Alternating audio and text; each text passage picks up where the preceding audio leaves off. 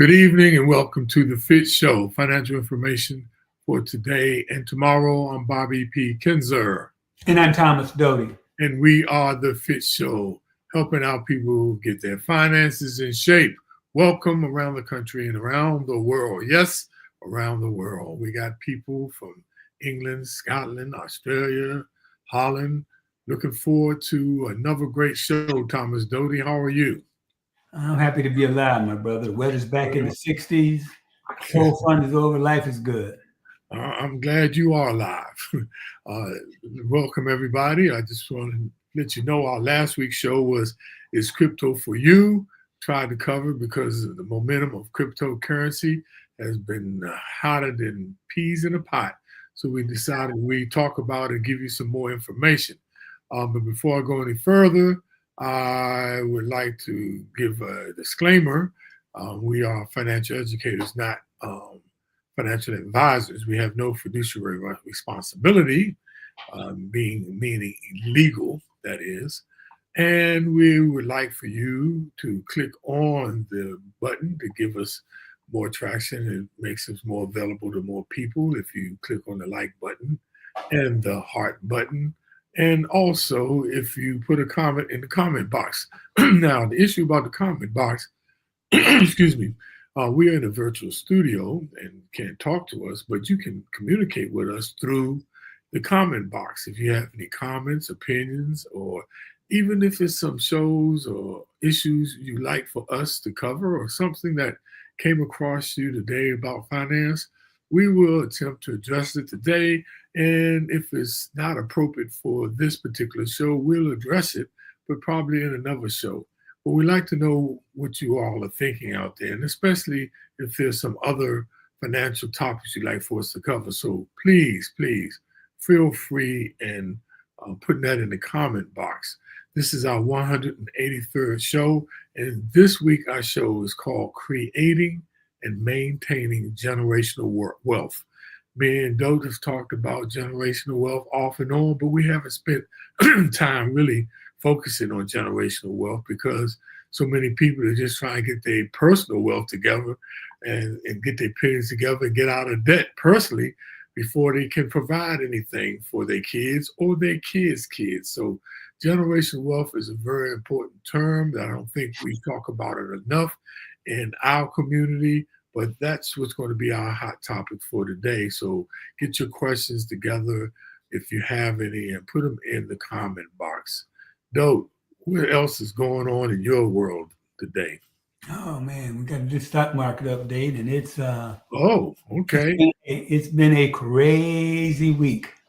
It really has. So let's just kick it off with our top and hottest topic of the show at the top of the show, and that is the stock market. We always begin with that.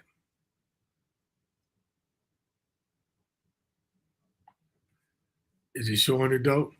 Nope. Here we go. Don't see anything. Here we go. The browser can't access your screen. Try capturing a different screen. Oh, gee. Here we go, Dope. Playing those games today. Let me try. No, but go ahead, just talk in general about it though until I. Well, it's really been a mixed bag. Last week, a Chinese company came out with a AI system, let's call it, that's way cheaper than what has been going on in the U.S. and it created havoc in the market. If we look at the overall market, the S&P. It stayed pretty flat. It's down just 48 points. NASDAQ's down 400 points, almost 2%. And the two big changes in my personal portfolio, Microsoft took a big hit. Microsoft's down 32 points or 7%. So it dropped from 447 to 415. And the reason for that is partly because of the Chinese AI company, but they announced earnings yesterday. And even though their earnings beat estimates for top line and bottom line, the issue is the amount of money they're spending on AI and the fact that Chinese may have something different, and their cloud-based business isn't generating as much revenue as they thought it would generate. And so their profit margins are starting to be hit. And they're still talking about spending $10 billion over the next year on AI. And that has the analysts a little bit leery about how much it's costing for AI and the amount of money they're putting in, and wondering if they'll get the money out. So it's a big hit. NVIDIA took a big drop. Again, NVIDIA's was directly related to the Chinese company having come out with their AI model. And so NVIDIA dropped 22 points or 15%. And that was a historical drop in that stock price. If you look at it, I want to say like a $60 billion market cap was hit. And I mean, that's just crazy if you think about it. And with that, there's good things, good things and bad things related to that is even though, it went down 600 billion. So it lost 17% or a $600 billion market cap. That you would think a whole lot of people lost money. And they kind of did, but the good thing is it didn't drag the whole market down with it. And so the overall market still did pretty good, even though NVIDIA took that big hit. And so that's the good in it. And as usual, I think there was an overreaction. I think, NVIDIA is still going to be okay. I'm not worried.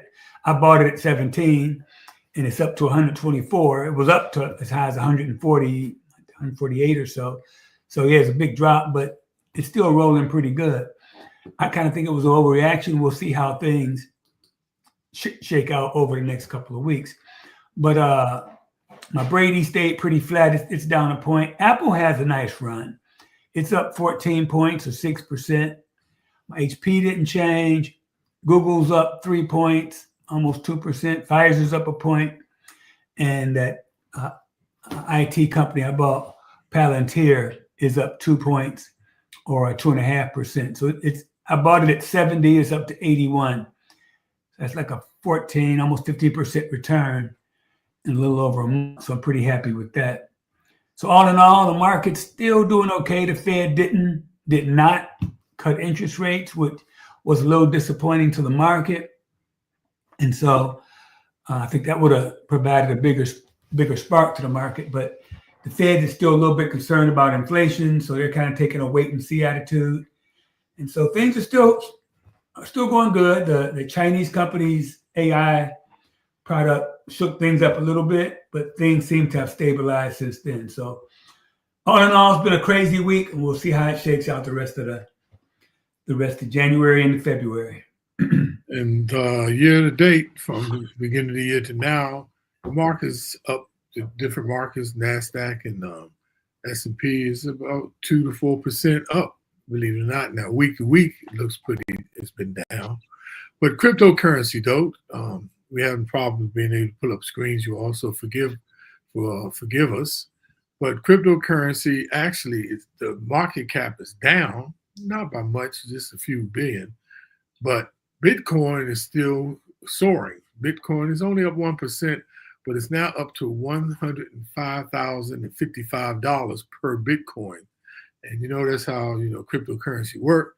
You don't have to have 105,000 to buy a whole coin. You can buy a piece of a coin. And so it's up from last week at $104,000. Now, all the other cryptocurrencies are down. Like Ethereum, the number 2 one, is down 2%.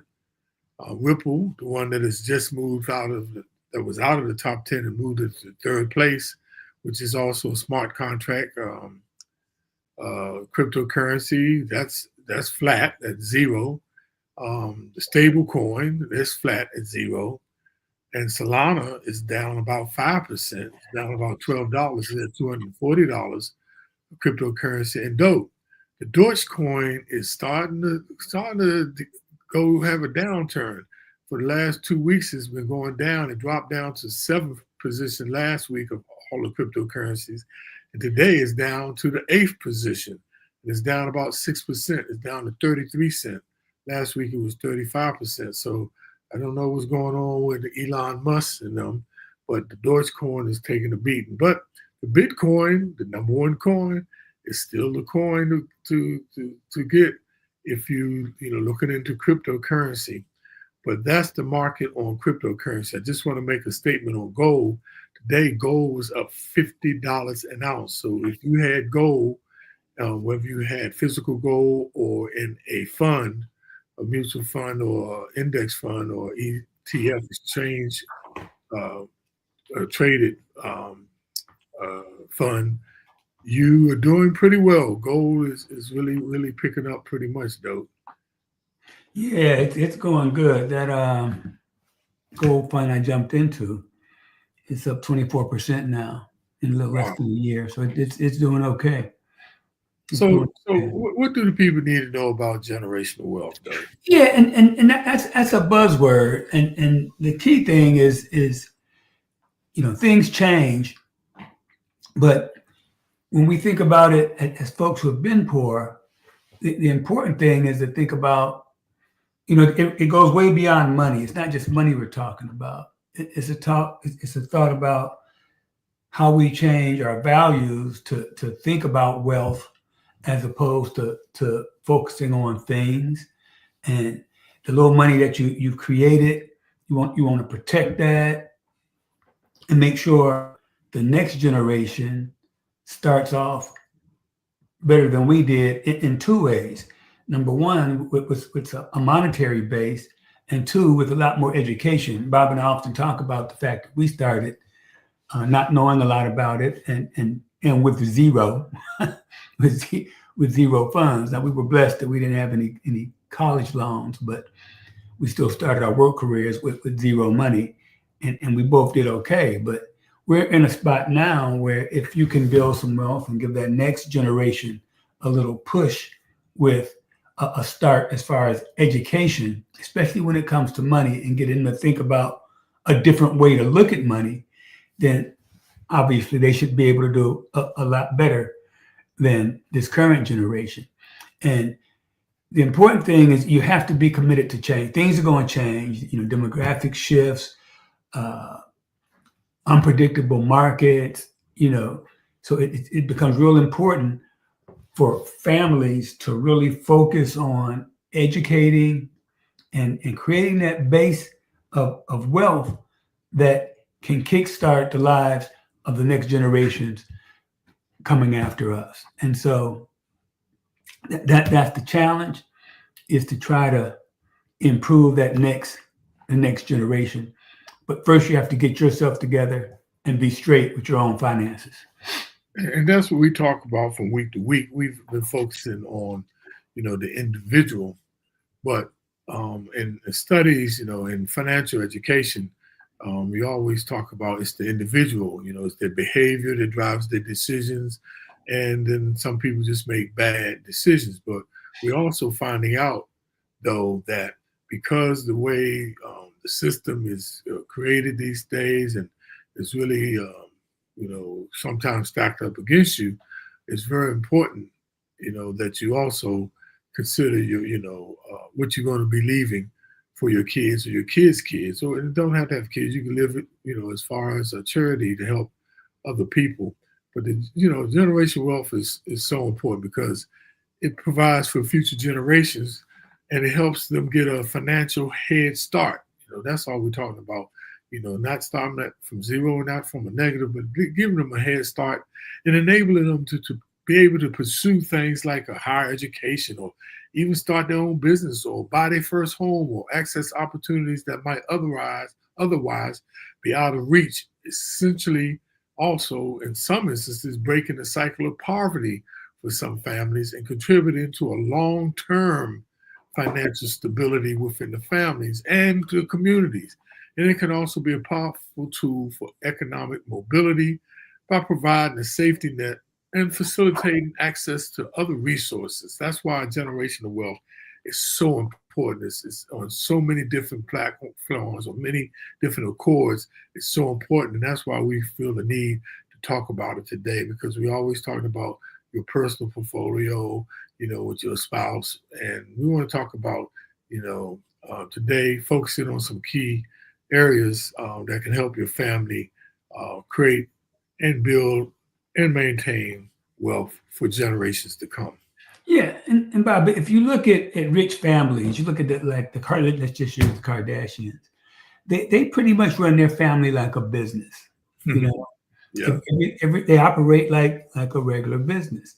And if you, obviously a lot of poor families don't have that kind of money, but that still shouldn't stop them from setting up goals and trying to figure out how to build wealth as a family.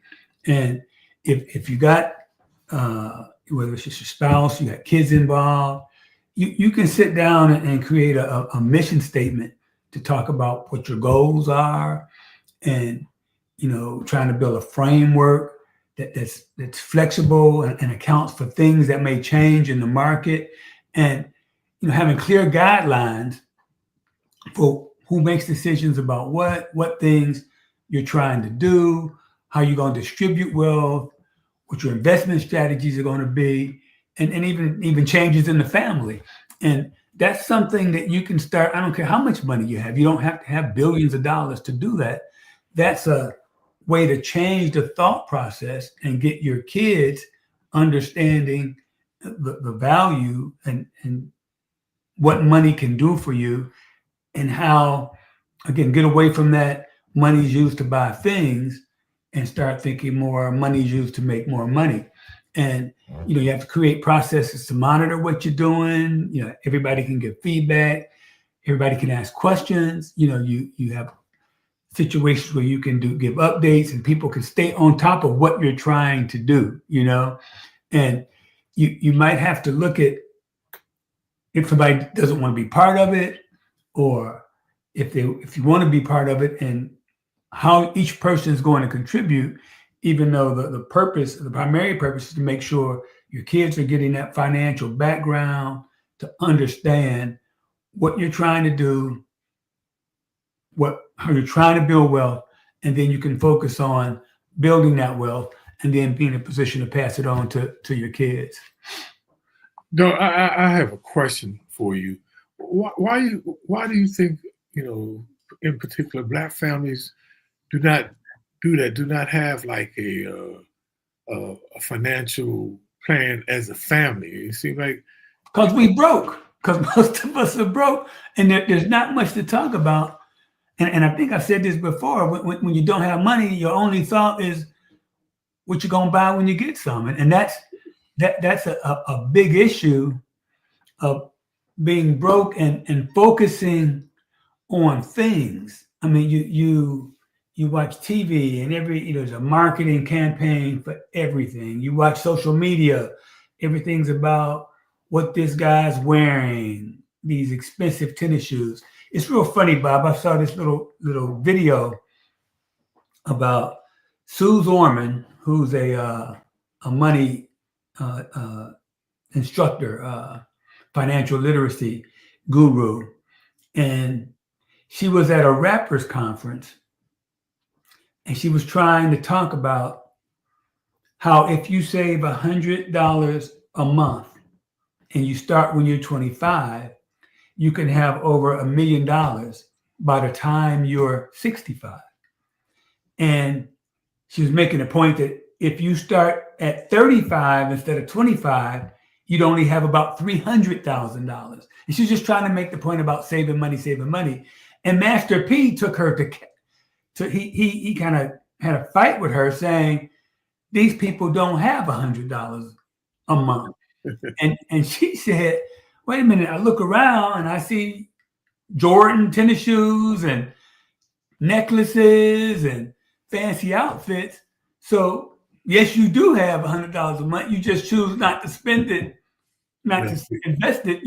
So I think it's all those dynamics, and it's limited opportunities in the market, limited opportunities as far as getting jobs or getting good jobs in order where you can save. So there's a myriad of reasons why, but at some point somebody's got to bite the bullet and say, okay, I'm going to start and I'm going to get out of debt, start investing, put money away, and focus on day by day trying to build wealth, as opposed to trying to impress people and buying things.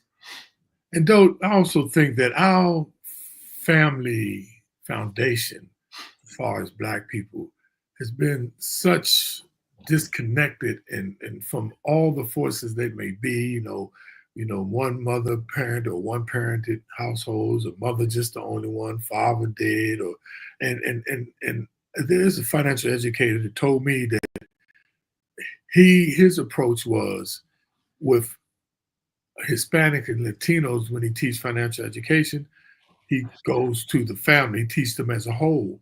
But when he approaches Black people, he actually addresses them one-on-one individually for them to go back and then take it to these families, because it seems like it's a different approach. And I was like, for real? And it kind of really shocked me, made me step back, and I thought about it, because our family structure, like people don't even eat dinner together as families anymore. You know what I mean?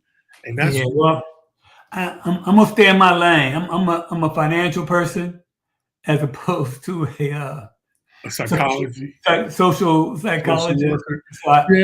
There's a lot of reasons that things are like they are. Yeah, but you gotta at least be aware of, like the young people. But there's nothing we can do about that. Let's focus on what we can do.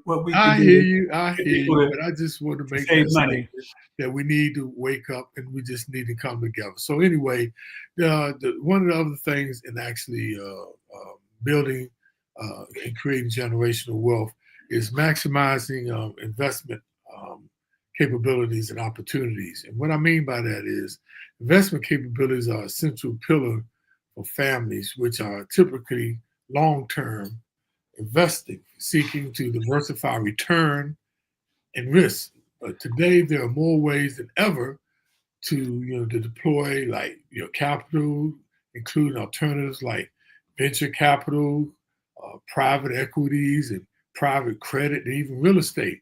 And it's imperative to stay at the forefront of market trends and plug into different, robust sources of investing, like in the build or to access, platforms that provide sourcing for funding or for due diligence about the type of securities or investments that are out there.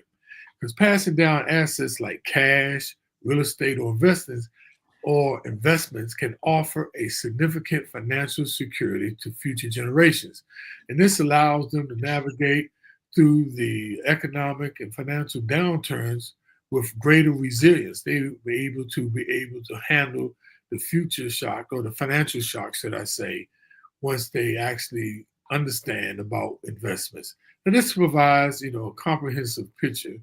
When you can get the family to look at the total balance sheet, or look at the asset allocation, which is essential for effective wealth management. And once we teach these things, family members can understand how to view things at a 360-degree view, meaning of their financial world, which, how to make the effective decisions, not just coming from one person, like I said, a 360-degree, and looking at all the possible ways, and be true with yourself and making effective decisions and building new opportunities. Yeah, and another important thing is when you think about technology and AI and security, we got to embrace the future and think about how we can use that. I mean, so many younger kids have mastered use of the internet and how to use Instagram and how to use Facebook and posting things and videos. But if you think about families, if you take some of that skill and effort and apply it to investing, just think how much further along we can be, especially when it comes to using technology to safeguard some of your assets. And we're always talking about some of the scams out here. And so many of the young kids are experts on, apps and telephones and understanding how things work. Well, use that to help all your family members keep from getting robbed. Okay. And use those skills to help to focus those skills on, picking stocks, making investment decisions, looking at things that can help you make money as opposed to help you as opposed to using all that to help you figure out how to post stuff so you can get a lot of likes or get a lot of followers, which unless you have a gazillion followers don't really put any money in your pocket. So if you could take that family dynamic of the young kids helping the old folks understand right what's going on, and then use all that skill and point all that skill and effort towards making money as opposed to just mindlessly looking at videos and keeping up with who's doing what, as opposed to figuring out how to make money and how to safeguard the money that you have. And that's another key, though, too, with that technologies, as far as like getting together collectively as a family. Them young people, because I know a lot of my older friends are still resisting technologies, right? And some of the young people I know, they have never wrote a check in their life. And they're doing everything online. And that information, by getting together, using technology for finance is so important that they can pass that information on. That's the other wealth gap of knowledge of IT and technical knowledge that need to be transferred. Though I want to talk a little bit about hearing from the right people, like having human guidance. There's no substitution for human guidance. Now, we talk about technologies and things that you can use to really advance yourself and get you further ahead, but there's no substitute for human guidance. I know they talk about AI and all of that. Despite the potential of technology, key areas in wealth management, technologies cannot replace human expertise, such as building and developing an effective financial education program for the family. And that's what we're talking about, is coming together. And generational wealth is just not about, making money. It's understanding about money, how to manage money, and finding the right talent in the family to support each other's, is critical. From identifying roles to, for certain people to do certain roles. Certain people might look up at investments. Other people might, be looking at credit, and other people might be looking about ways, budget apps. But forming these things and these effective partnerships within your families can really help you along the road of generational wealth. Now, families need a healthy pipeline to invite, to train, and to promote fresh talent that can support, the current and evolving needs of the family. And families need to tap into those individuals that have those capabilities. And it's essential, to plan for succession. Once somebody, passes, and there's property in the family or other assets, we know about estate planning. And it's important to delegate responsibilities to younger members to ensure continuity, for key person risks. Like I said, somebody, mom or pops, has been handling the finances for years, to provide that information, to delegate it to some younger people to help smooth the generational divides. Additionally, history and traditionally has shown that most academic organizations de-emphasize financial literacy. What I mean by that, they don't require it in high schools, most high schools, as a course, and they don't definitely provide you none of that in college.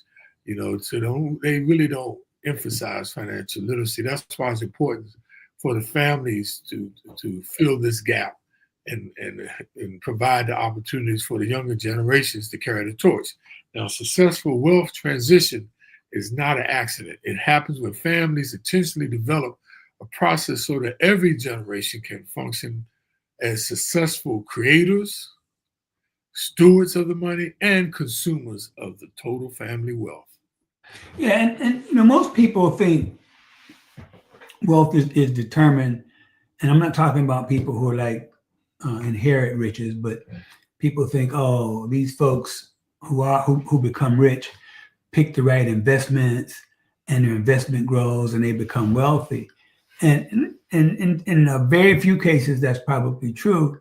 But I would beg to differ. And I would say what's more important is disciplined behavior is way more important in picking the right investment item. And if you stay committed to a plan, avoid impulsive decisions and not reacting to what's going on in the market, that's what drives financial success. Having a plan, saying I'm going to save X amount, I'm going to limit my wasted money on things that don't add value, and that's how you build wealth. And if you can do that on your own, then more power to you. I got help along the way, but most of it was I was committed to saving X amount of my salary and a very large amount of my salary, and I did that first, and it was not negotiable. And you can do that yourself, as Bob mentioned just now. You can get a financial advisor to help you develop those disciplined strategies to ensure that you are building wealth and get emotion out of it, get impulsive buying out of it, staying committed to your plan. To me, that's the way you build wealth. And the reason why we're talking about this, because nobody knows the day when that time comes that you be checking out, and it can happen anytime. And the sooner, we start, helping our families and educating them, the better off we be. So now, we talked about this some last week, but this is important to generational wealth, and that is understanding volatility is not the same as risk. Wealthy investors understand market volatility is a normal part of investing, and it is not synonymous with risk. Because a lot of people worry, while the market may experience significant short-term fluctuations, the long-term risk in equities could be minimal. Like, for instance, over 100 years, despite periods of extreme volatility, and volatility is it moving up and down, the S&P has still consistently averaged about 10% annually. And this historical performance shows that staying invested through ups and downs is the key to wealth, and people need to understand that. To generational wealth, that's part of investing. Yeah, and another misconception that people have is that, okay, I do have money saved and I don't want to lose my principal, so I put it in something real safe. But that's not really what you should be focusing on. It's more important to focus on the loss of purchasing power. And we've talked about that before, where you can have money, and if you're not outpacing inflation, I'll use an example. Let's say if you had 100,000 today and it's going to grow to 240,000 in 30 years, let's just say, and that's assuming a 3% annual inflation rate. But if you have, if you aren't planning, inflation could eat up more than your earnings if you don't have your money invested in something that's doing better than inflation. So when I say you're losing purchasing power, Bob always used the example, if a gallon of milk costs you $5 today and inflation is 3%, then that milk's going to cost you 3% more a year from now. If your money isn't growing at the same rate as inflation, you can buy less things a year from now than you can today if you aren't keeping up or doing better than inflation. So a lot of people worry about maintaining their principal and keeping their money in a bank where it's safe and not really growing. But if you lose purchasing power, you're going backwards. You're not building wealth. You're actually losing wealth. One of the keys to generational wealth is stocks increase at a greater rate than inflation sucks out the purchasing power of your dollar. Now, building wealth, people understand who build wealth understand that stocks has historically outpaced inflation, making them essential for preserving and potentially growing wealth.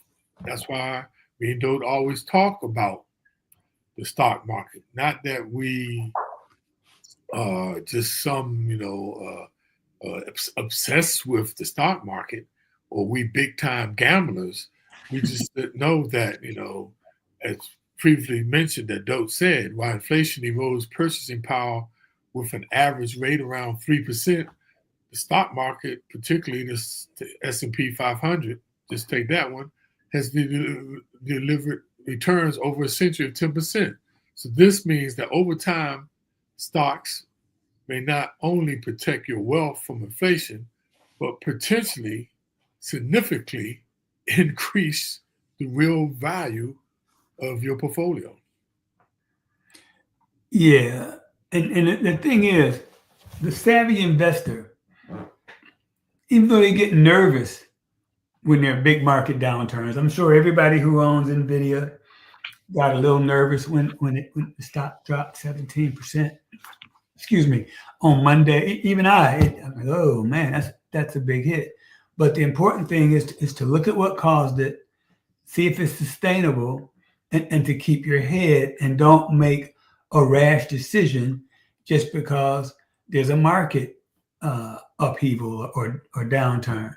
You can't be driven by fear and make impulsive decisions that's going to hurt your long-term wealth. We talked about getting in and getting out, and typically, I've said it 100 times, most people sell when things are going down and buy when things are going up, as opposed to being a consistent investor and getting the average where you kind of offset some of the highs and lows by buying consistently.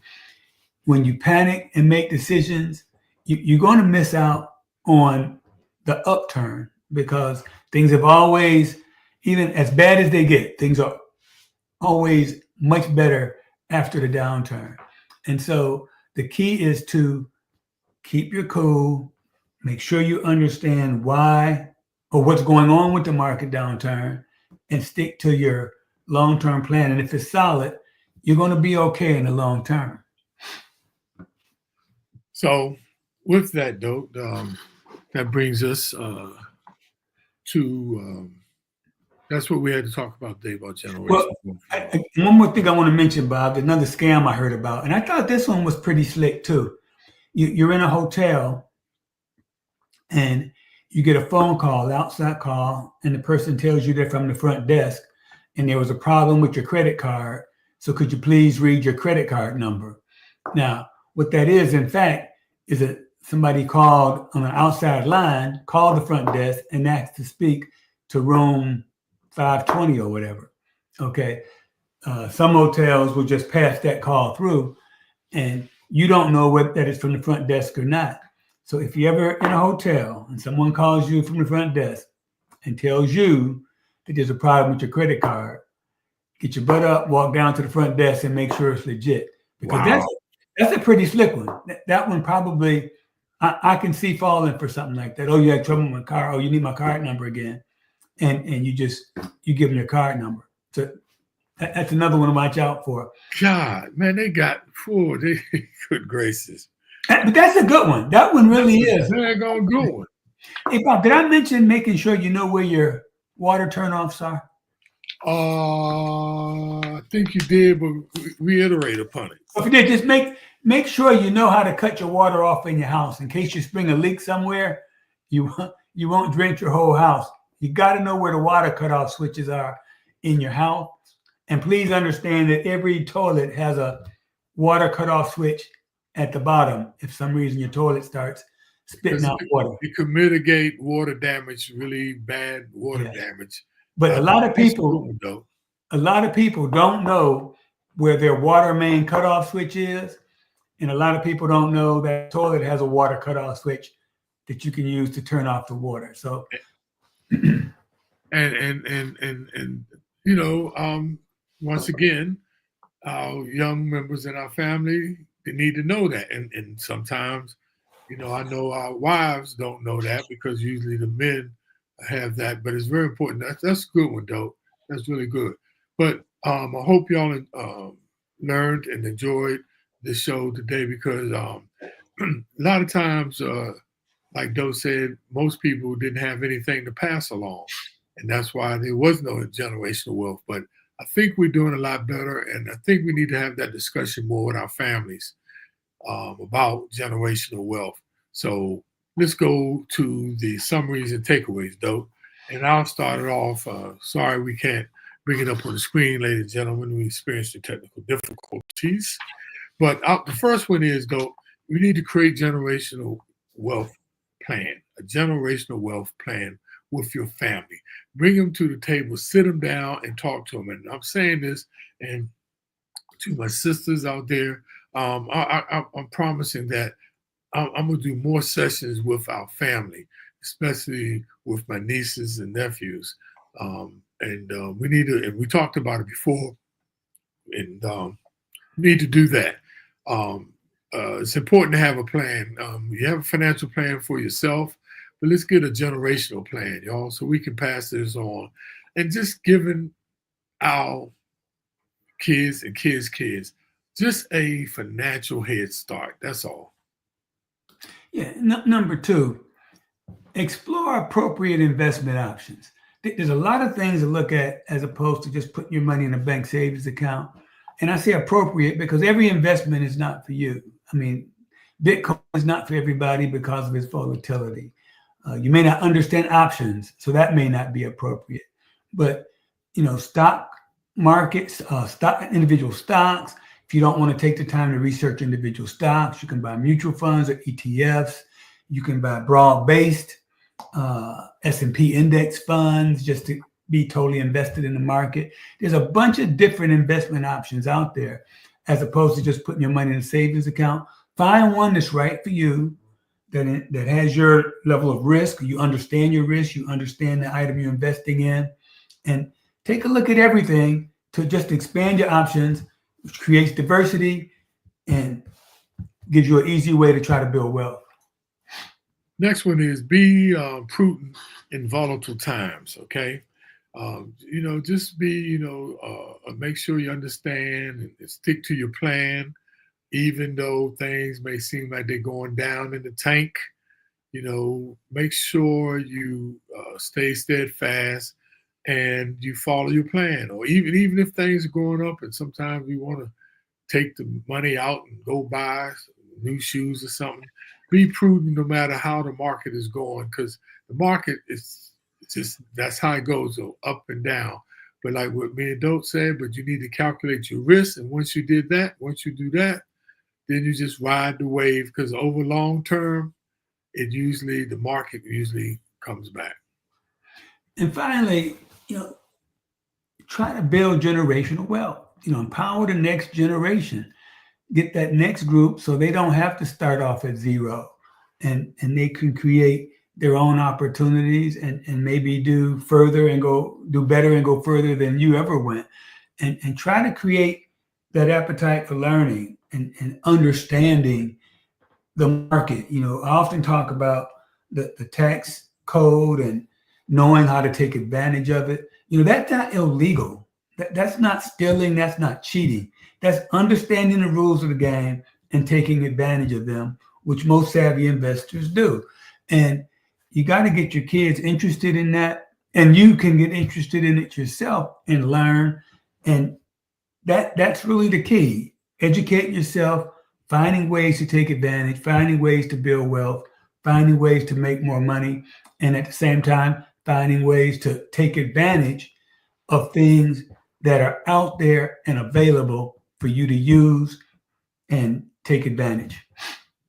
And my last statement on generational wealth, though, because some people, may not have any siblings or may not have any children, and they like, what I need to pass on. But there's a lot of people that can use it.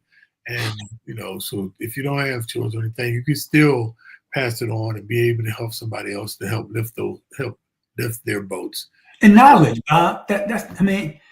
Get your kids interested in understanding a budget. Get your kids interested in understanding stocks. That's something, even if you don't have wealth, you can put them on the road to building wealth by, getting them to learn about money and as opposed to just mindlessly flipping through videos on Instagram or Facebook or YouTube or TikTok. Get your kids thinking about learning about money, understanding investing, those types of things. That's something you can pass on. So do you know the best time to track your money? I know when. We don't have any. People think that I'm going to wait till I get some money that I'm going to start doing it. But no, it's doing it now. It's doing it now. So with that, thank everybody for tuning in. This has once again been a great session. We'd like to shout out with Joanne Skinner. Joanne says, always, thank you, Joanne. Great and needed information. Thank you so much. Just want to tell everybody, we're here next week again, our 184th show. And remember, put any kinds of ideas or topics you want us to talk about, please put them in the actual comment box. And just want to do roll call on wonderful people, because we don't take it take advantage or take it for granted, should I say, that y'all are on, and we really appreciate you all tuning in. Modestine down in South Carolina. Hey, Kitty Cheney, how you doing? Toastmaster Queen, my sister Gloria. Oh, so glad to see you, dear. And my sister Linda. Okay, Linda's out here. And I don't see my sister Nolan. She must be busy this week. But thank you, Linda and Gloria, as always, for supporting us. Garnett Nickens, how are you, dearest? Good to see you. The note, experience.com. Go out there and check out alternative investments, you all, and alternative investment in holding mortgage notes. Like you being a banker, you can do that too and earn money and create generational wealth through Rodney L. Madison Sr. Thank you, Rodney, as always, for being on. And of course, hey, now, always appreciate you being here. Oh, dope. We got Debbie out here. Is that Dee Dee Doty. What's up? Thank you so much for tuning in. And dope, as always, I'm going to leave you with the quote, FITT quote of the day. Or actually of the week, because it's supposed to last you for a week. Silence isn't the absence of a response. It's the presence of wisdom. I like that. In other words, though, STHU. You know what that stands for? Shut up. Shut the hell up. Sometimes, and I got to tell myself that. Remember that. Silence is the absence of response. It's the presence of wisdom. So with that, you all have a wonderful weekend. We look forward to seeing you. And look, keep those comments coming in. Keep clicking on those like buttons and smiley faces and all that good stuff. It helps us. Look forward to seeing y'all next week. Have a wonderful, wonderful day.